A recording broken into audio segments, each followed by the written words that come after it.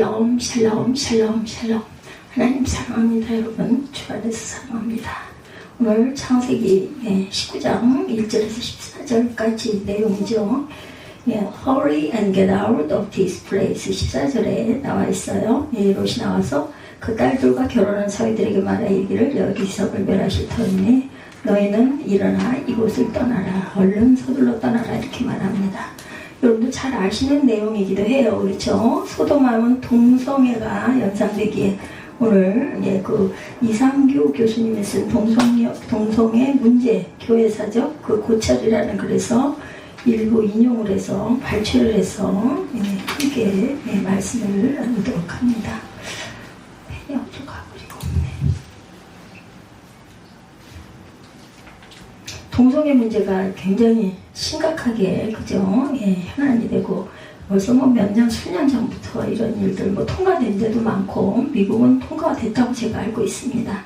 동성애를 개인적인 성적 그런 성향 혹은 성적 전환으로 보거나 개인의 선택한 삶의 방식으로 여기고 성소수자 인권이라는 이름으로 동성애, 동성혼 합법화를 위해서 여러 노력들이 시도되고 있었어요. 그렇죠? 미국의 경우 2013년 6월 굉장히 오래됐네요. 26년이니까 13년 전이네요. 그게 몇 년 전인 줄 알았더니 이렇게 10년이 넘었습니다. 6월 동성 결혼을 금하는 미국 연방법을 위헌이라고 판사한 후에 동성애와 동성혼에 대한 관용적 입장이 확산이 되었다고 합니다. 미국 장로교 총회는 2015년 3월 목사들이 동성애 주례를 허용했고 결혼의 주체는 남과 여가 아닌 사람과 사람이라는 내용으로 총회의 법을 개정해서 그래서 레즈비언, 게이, 양성애자, 트랜스젠더와 결혼을 허용했다 이렇게 나와 있습니다.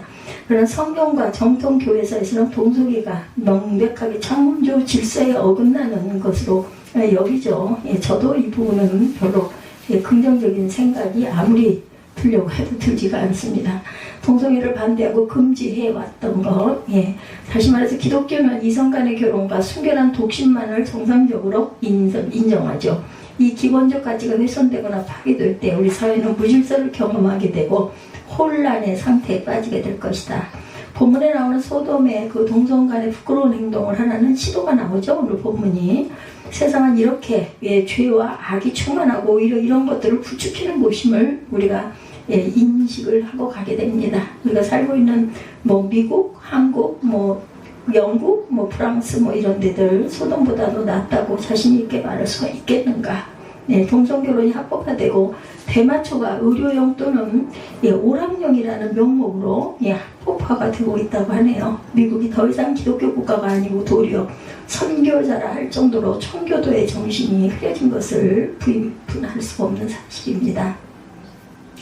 이런 환경에서 우리와 우리 자녀가 살아가고 있어요. 우리 안에 세상의 악으로 오염된 부분들은 또한 무엇일까? 세상 것을 경계하며 영적으로 긴장하며 살아가는 것이 아니라 오히려 세상 것을 적당히 허용하고 세상적 가치나 쾌락을 추구하며 살아가고 있는 이러한 현 세대입니다. 이런 상황에서 과연 우리가 어떻게 신앙생활을 온전하게 말씀과 조화해서 살아갈 수 있을까? 14장 이후 무대에서 사라진 롯이 다시 등장을 하죠. 아브라함이나 롯이 같은 시기에 가나안으로 이민을 해왔어요. 24년이라는 세월이 흐르는 동안 그들의 삶에 많은 변화들이 있었을 것입니다. 아브라함은 하나님의 말씀을 쫓아 이민을 왔고 이민 초기에 기근을 피해 애국으로 피난한 적이 있었어요. 그 이후로는 약속의 땅인 가나안을 떠나지 않고 계속해서 하나님과 교류하면서 믿음의 조상으로 아주 착실하게 훈련을 쌓았습니다. 그 결과 그는 하나님께서 당신의 계획을 다 이야기하실 정도로 하나님과 친근한 사이가 되었고 다른 사람의 영혼의 구원에도 깊은 관심을 가질 만큼 중보자가 되었습니다. 또 롯은 어땠어요? 삼촌이 이민을 가니 그저 삼촌을 따라갑니다. 이거 창문 좀 닫아야겠네. 삼촌을 통해 하나님을 알았지만 그 하나님과 직접 만나는 체험을 하지 못하니 신앙의 진보가 더해지죠. 이쪽 좀 닫아주세요. 그쪽은 웬만한데 여기가 너무 시끄러워서. 그러다가 롯은 물이 넉넉하고 야외 동산처럼 풍요로운 애굽 땅과 같은 소돔과 고모라를 택해서 아브라함 곁을 떠나게 되죠. 그돌라오멜의 연합군에 의하여 소돔을 비롯한 요단 평지에 사는 동맹군이 패했을 때 롯과 그의 가족을 포로로 끌려가고 그의 재산은 약탈을 당합니다. 선풍기 될 것 같아요. 여기 엄청 뜨겁습니다. 그돌라오멜의 연합군에 의해서 소돔을 비롯한 요단 평지에 사는 동맹군이 패했을 때 롯과 그의 가족을 포로로 끌어가고 그의 재산은 약탈을 당했다. 다 꼽아놨어요. 생명을 무릅쓰고 쫓아간 아브라함이 그 연합군을 격파함으로 2단만 하면 됩니다. 롯은 잃었던 모든 것을 되찾을 수가 있었어요. 그러나 롯은 소돔을 떠나지 않습니다. 롯이 처음에는 소돔과 고모라가 아브라함과 같이 살던 거친 산지와 달리 사람도 많이 살아서 재미가 있고 세련된 도시다 이렇게 생각을 했을 것인데 거기서 살면 계속 행복할 줄 알았는데 살면 살수록 고통을 느끼죠. 이는 이 의인의 그들 중에 거하며 날마다 저 불법한 행실을 보고 있으므로 그 의로운 심령이 상함이라. 베드로후서 2장 8절입니다. 그렇다면 소돔을 떠나야 했는데 이러저러한 이유로 떠나지 못하고 머뭇거렸다라는 것이죠. 그래서 소돔과 주변 성읍들이 하나님의 심판을 받게 되면서 롯도 위기에 처하게 됩니다. 롯의 모습은 21세기를 사는 많은 현대인들이 가지는 고민의 모습을 대변하고 있다고 볼 수가 있죠. 저와 여러분들도 혹시 이게 아닌데 하는 생각이 드는데도 여전히 붙들고 있는 것은 있지 않으십니까? 여러분들 어떠십니까? 잘못된 줄 알면서도 여전히 그 길을 가든지 문제가 있는 것을 알면서도 여러 가지 얽힌 것들로 인해서 선뜻 용단을 내리지 못하는 경우들이 우리 삶 속에도 있어요. 그렇죠? 그러는 사이 시간은 흐르고 몸과 마음의 고통은 점점 가중이 됩니다. 자꾸 무게감이 더해지죠. 진흙탕 속에서 당신의 택한 자에게 사랑과 은혜를 베푸시는 하나님의 모습을 우리가 살펴보면서 저와 여러분들이 하나님과의 관계를 회복하고 주님이 원하시는 길로 담대히 나아가시는 그러한 믿음들, 결단의 믿음들이 되시기 바라요. 천사들을 대접하는 롯이 1절에서 3절에 등장을 하죠. 두 천사가 날이 저물 무렵에 소돔성에 도착했다.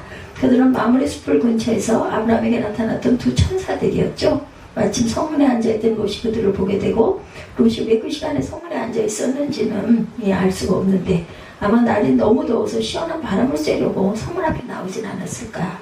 또 아마 그 시대의 어떤 하나의 문화일 수도 있겠죠. 아브라함의 기별을 받고 두 천사를 영접하러 나왔을까. 이렇게 또 한번 추측을 해볼 수도 있습니다. 고대 근동의 성문은 성사람들이 모이는 아주 중심지 역할을 했다고 합니다. 그 시대에. 거기에 모인 공동체의 그 법적 문제를 논의하고 상거래도 하고 소문도 퍼뜨리는 곳이 바로 성문 앞이었다라는 거죠. 롯이 소돔성의 유력한 자로 그날따라 늦게까지 회의를 하고 있었을까? 아니면 소돔 사람들이 죄악으로 인하여 고민하고 아브라함을 생각하며 성문에 나와서 생각에 잠겨 있었지는 않았을까? 자세한 설명이 없으니 구체적인 이유를 알기는 어렵습니다. 앉아있던 롯이 그들을 보자 자리에서 일어나 영접하고 땅에 엎드리죠. 오늘 본문 내용을 보면 구약에서 엎드려 절하는 것은 예배를 뜻합니다. 아무리 나그네 대접으로 한다 해도 난생 처음 보는 나그네에게 성문에서 엎드려 절을 하는 것 같지는 않습니다. 롯은 아마 자기 앞에 두 사람이 하나님 보내신 초자연적인 존재라는 것을 느꼈을 가능성이 있어요. 아무한테나 그렇게 넉적 엎드려가지고 지나가는 행인한테 그럴 리는 없죠. 그러지 않아도 소돔성 사람들이 죄악된 모습으로 인해서 고통을 받던 차에 두 천사를 보고 너무나 반갑지 않았을까? 뭔가 범상치 않은 누군가라고 아마 직감하진 않았을까? 성경에 롯이 하나님을 개인적으로 만났다는 그런 기사는 없습니다. 그러다 롯은 천사들과 예상치 않은 만남으로 인하여 아주 크게 기뻐하지 않았을까? 그래서 롯은 아브라함과 같은 경배자의 모습을 보입니다. 롯은 아브라함이 그랬던 것처럼 소돔을 찾아온 두 천사를 아주 친히 환대하죠. 내 주여 돌이켜 종의 집으로 들어와 발을 씻고 주무시고 일찍 일어나 갈 길을 가소서. 아브라함처럼 롯도 그들을 내 주라고 부르고 자신을 종이라고 이렇게 청하죠. 롯은 그날 밤을 자기 집에서 묵으라고 그들을 초청합니다. 곧 어두워져서 더 여행할 수 없으니 자기 집에서 쉬고 다음날 일찍 일어나 계속 갈 길을 가십시오 하고 청을 한 거죠. 이 말은 문제가 많은 소돔 사람들이 알아채기 전에 떠나라는 의미도 담겨있지는 않았을까 싶습니다. 천사들은 아브라함의 때와 달리 롯의 요청을 거절하죠. 그들은 소돔과 고모라로 인한 부르짖음과 죄악성을 확인하기 위해서 왔고, 개역개정에서는 거리에서로 번역되어 있는데 이 히브리 단어는 트인 장소 또는 광장이라 이렇게 그 해석이 맞습니다. 천사들은 의도적으로 광장에서 밤을 보내며 소돔성 사람들의 행동을 관찰했다라는 것이죠. 그러나 소돔에서 밤에 그런 행동을 하는 것은 너무나 위험한 것인 줄 알기 때문에 롯은 그들을 강권하여 집으로 모셔드린 것이고, 롯은 아브라함의 그 잔치와는 달리 조촐하게 무교병을 구워서 대접을 합니다. 여행에 지친 자들에게 너무 늦지 않게 식사를 제공해야 했기 때문이었을 거예요. 식사 후에 롯은 그들을 위하여 잠자리를 준비합니다. 4절에서 11절 악한 소돔 사람들이 나타나죠. 소돔성의 죄악을 그대로 보여주는 사건이 벌어집니다. 천사들이 자리에 눕기 전에 소돔 사람들이 롯의 집으로 모여들기 시작해요. 19장 4절부터 잠깐 보고 갑니다. 4절, 그들이 눕기 전에 성사람 곧 소돔 백성들이 노소를 막론하고 원근에서 모여 그 집을 에워싸고, 5절에 롯을 부르고 그에게 이르되 오늘 밤에 내게 온 사람들이 어디 있느냐, 이끌어내라. 우리가 그들을 상관하리라. 롯이 문 밖에 무리에게로 나아가 뒤로 문을 닫고 이르되 청하노니 내 형제다, 이런 악을 행하지 말라. 내게 남자를 가까이 하지 않으면 두 딸이 있노라. 청하건대 내가 그들을 너에게로 이끌어내리니 너희 눈에 좋을 대로 그들에게 행하고, 이 사람들은 내 집에 들어왔은즉 아무 일도 저지르지 말라. 그들이 이르되 너는 물러나라. 또 이르되 이자가 들어와서 거류하면서 우리의 법관이들이 하는도다. 이제 우리가 그들보다 너를 더 헤아리라 하고 롯을 밀치며 가까이 가서 그 문을 부수려고 하는지라. 10절입니다. 그 사람들이 손을 내밀어 롯을 집으로 끌어들이고 문을 닫고 문 밖의 무리를 대소를 막나놓고 그 눈을 어떻게 하니 그들이 문을 찾느라고 헤매었더라. 이제 두 분이 이런 눈이 보이지 않는 이런 기적을 행하죠. 그래서 그 사람들이 손을 내밀어 롯을 집으로 끌어들이고 문을 닫고, 10절이죠. 11절에 문 밖의 무리를 대소를 막론하고 눈을 어둡게 하니 그들이 문을 찾느라고 헤매었더라. 이렇게 나타납니다. 11절까지 읽었습니다. 소돔성의 죄악을 그대로 보여주는 사건이죠. 천사들이 자리에 눕기 전 소돔 사람들이 롯의 집으로 모여들었고, 그들은 롯의 집을 에워싸고 두 천사를 내놓으라 이렇게 위협을 합니다. 노소를 막론하고를 직역하면 소년부터 노년까지 특히 남성만 언급하는 것으로 앞으로 어떤 일이 일어날지를 예고하고 있어요. 남성만, 여성 필요 없어요.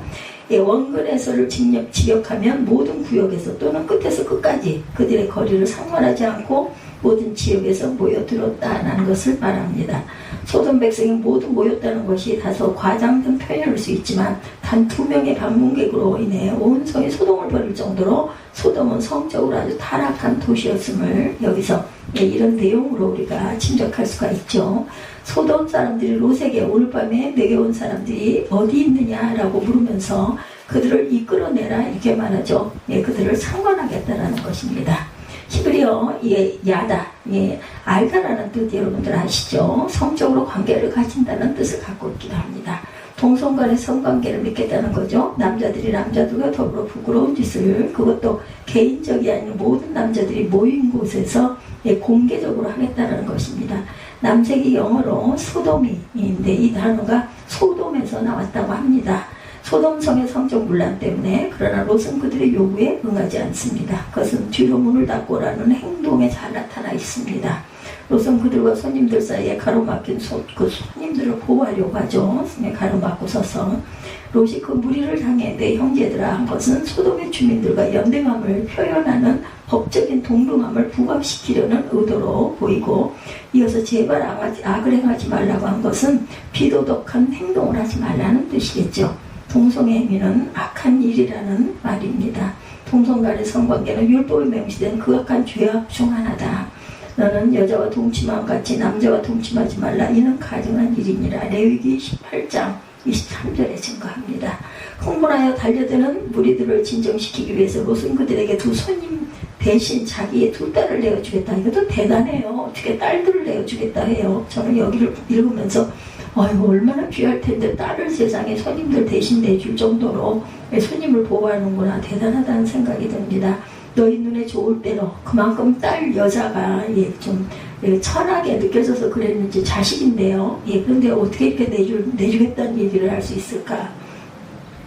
롯이 자신의 딸들을 가리켜서 남자와 동침한 적이 없는 두 딸이다 이렇게 표현하죠. 이 말 역시 남자와 성적인 관계를 가지지 않은 그런 여자 딸들이라는 뜻입니다. 롯은 이렇게 어떻게 해서라도 두 천사를 보호하려고 애를 써보지만 소돔 남자들에게는 통하지를 않습니다. 무엇인가 색다른 것을 즐겨보려는 자들, 음욕이 불타는 그들의 목표는 소돔성을 방문한 두 천사였습니다. 그들의 성욕은 자신들이 목표하는 것을 얻기까지 멈출 줄을 모르죠. 소돔 사람들은 너는 물러나라, 이자가 돌아와서 거류하면서 우리의 법관들이라 하는도다 하죠. 여기서 이자는 히브리어로 그자라는 뜻으로 경멸하는 그런 단어입니다. 네, 뭐 우리 말로 하면은 뭐 너 이 자식 뭐 이런 뜻이지 않겠어요? 롯은 소돔 근처에서 성막에 살다가 이제 소돔성에 정착하고 딸들을 소돔 사람들과 청혼시킬 정도로 오래 살았지만 그들에게 롯은 여전히 외지인이었습니다. 예, 롯은 철저히 무시를 당했고 미국 시민권을 가진 멕시칸의 얼굴 모습을 인하여 검문소에서 예, 이민국 관리에게 검문을 당하듯이 롯은 소돔 사람들에게는 영원한 나그네였던 것 같습니다. 그래도 미국에 뭐 이민자로 사시는 분들이 아직도 많아요. 그렇죠? 예, 그럼 얼마나 이런 차별을 받았을까? 지금은 그나마 우리나라가 국위가 많이 선양되어서 좀 나아지긴 했겠지만 예, 그 수십 년 전만 해도 제가 기억하기도 그렇습니다. 코리아남은 아무도 몰랐어요. 예, 정말 40여 년 정도 흐르면서 이렇게 국위가 선양이 된 것이죠. 본질상 하나님의 사람들은 세상에서 이방인이고 장차 갈 곳이 있는 자들임을 그들은 아주 긍지로 예, 여겼던 것이죠.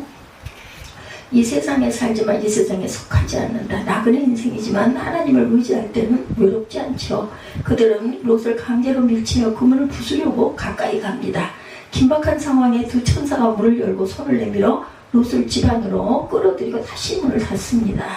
여기서 닫았다라고 번역한 그 사가르는 닫다, 잠그다라는 뜻으로 창세기 7장 16절에 노아의 가족과 동물들이 모두 방주에 들어간 뒤에 하나님이 방주의 문을 닫으셨다 할 때도 사용되었던 단어입니다. 두 경우 모두 하나님의 백성을 해치려는 세력으로부터 그들을 보호하기 위해서 하나님이 손을 쓰셨음을 예, 보여줍니다. 천사들이 그들의 눈을 어둡게 함으로 그들이 문을 찾지 못하죠. 천사들이 초자연적인 개입으로 인해 롯과 그 가족이 보호를 받게 되죠. 결국 문제 해결의 길은 어디로부터? 하나님으로부터 주어졌다. 롯이 문제를 해결하기 위하여 딸들을 희생시키려던 것은 어리석은 선택이었어요.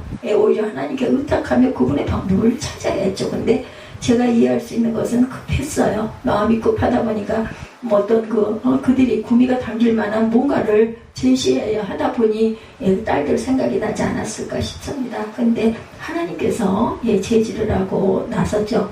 소돔의 멸망을 알리는 천사들이 12절에서 14절에 증거하죠. 롯이 소돔을 떠납니다. 그 사람들이 롯에게 이르되 이 외에 내게 속한 자가 또 있느냐? 내 사위나 그 자녀나 성 중에 내게 속한 자들을 다 성 밖으로 이끌어내라.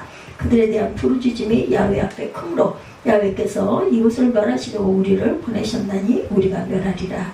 롯이 나가서 그 딸들과 이혼한 사위들에게 말하며 이르기를 야훼께서 이 성을 멸하실 터이니 너희는 일어나 이곳에서 떠나라 하되 그의 사위들은 농담으로 여겼더라. 이렇게 나타나고 있습니다.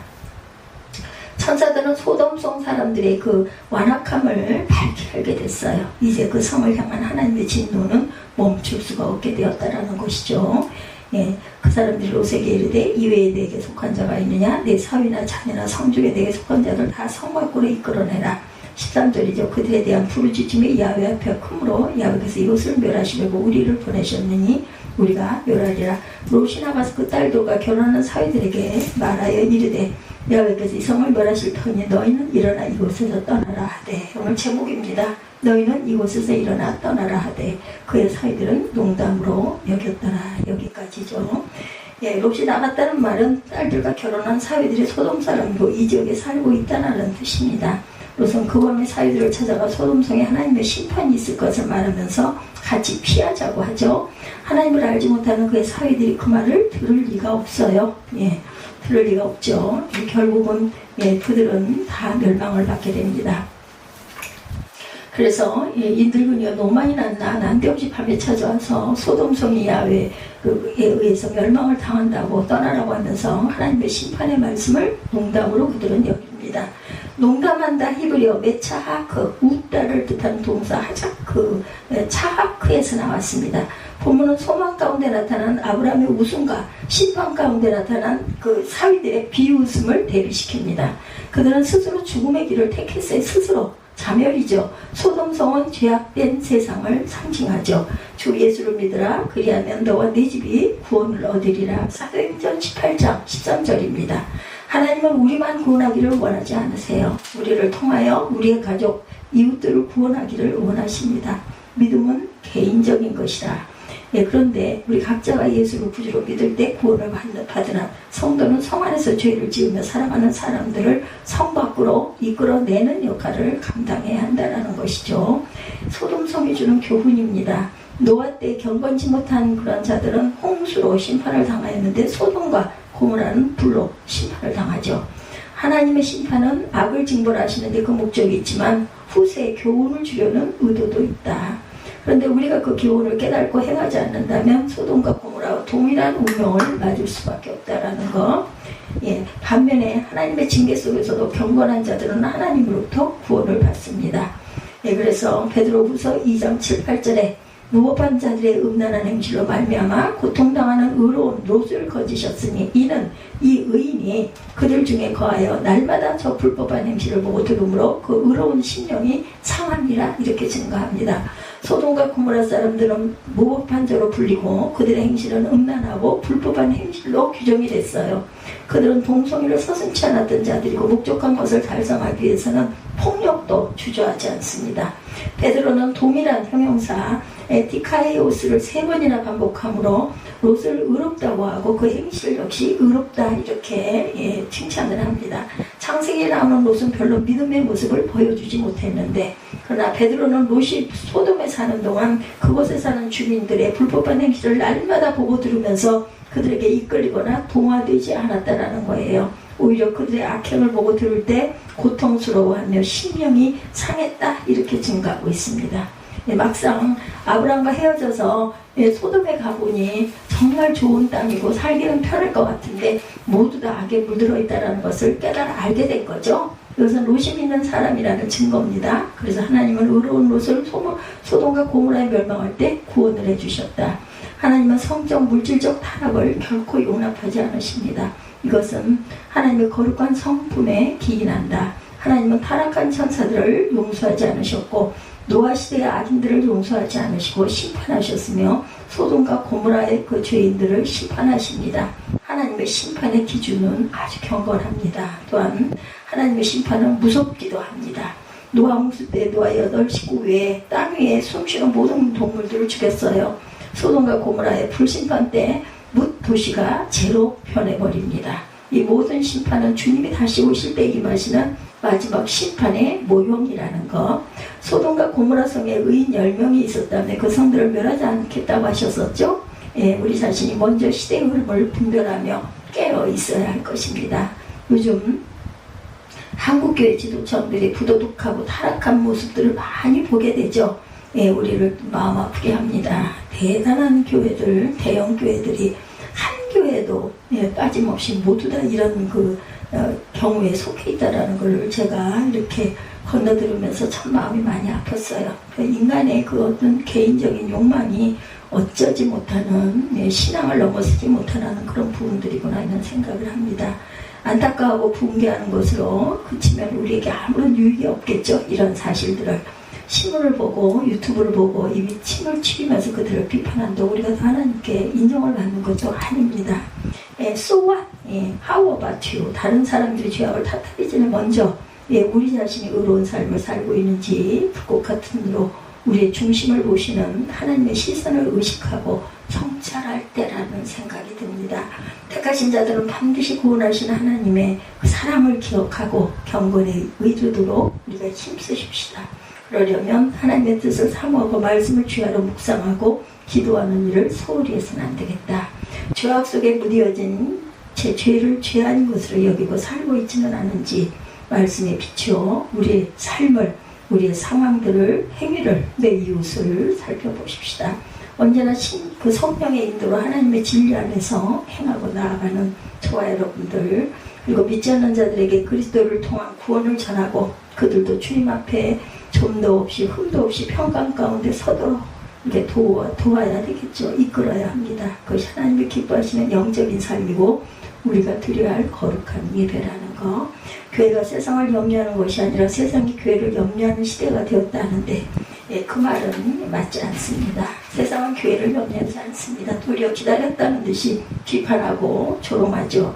세상을 회복시키고 교회의 위기를 극복하게 하는 것은 세상이 아니라 경건한 자들, 바로 성도들, 우리의 몫이라는 것 잊지 마십시다.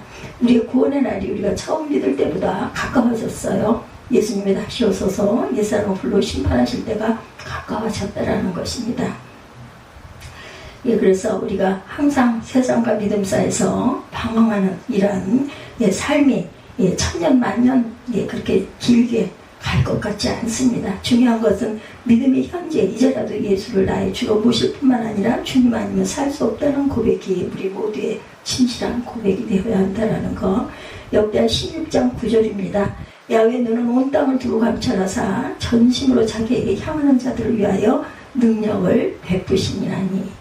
아무리 세상이 악할지라도 표대 대신 그리스도께 시선을 고정하고 세상의 어떤 것보다 주님을 더 사랑하시기 바랍니다. 자손에게 아름다운 믿음의 유산을 전해지고 이웃에게 놀라운 주의 사랑을 전하십시다. 예, 오늘 저희 교회 창립 17주년 기념 예배입니다. 여러분들 한 번 더 우리의 삶을 17년 전에 나와 지금의 내가 얼마만큼 주님 앞에 가까이 가 있는지 생각하고 또한 부족한 부분들을 회개하고 나아가는 그런 거룩하고 기쁨과 감사가 넘치는 그런 주일이 되기를 주님의 이름으로